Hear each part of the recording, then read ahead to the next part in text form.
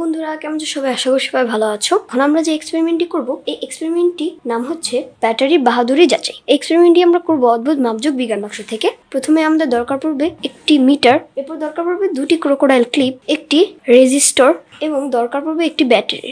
এক্সপেরিমেন্টটি করার জন্য প্রথমে আমরা মিটারটাকে নিয়ে নিব, রেজিস্টরটাকেও নিয়ে নিব। এখন আমরা মিটারের আর লেখা প্রান্ত আছে সেখানে রেজিস্টরের একটি মাথা একটি প্রান্ত লাগাবো। এবার আমরা একটি ক্রোকোডাইল ক্লিপ নিব। ক্রোকোডাইল ক্লিপের যে লাল প্রান্তটা আছে সেটা আমরা রেজিস্টরের এক প্রান্তে লাগাবো।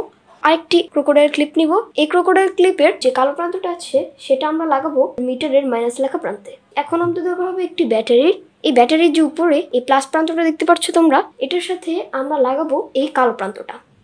আমাদের যেই অন্য ক্রোকোডাইল ক্লিপের লাল প্রান্তটা আছে সেটা আমরা ব্যাটারির পেছন দিকে লাগাবো।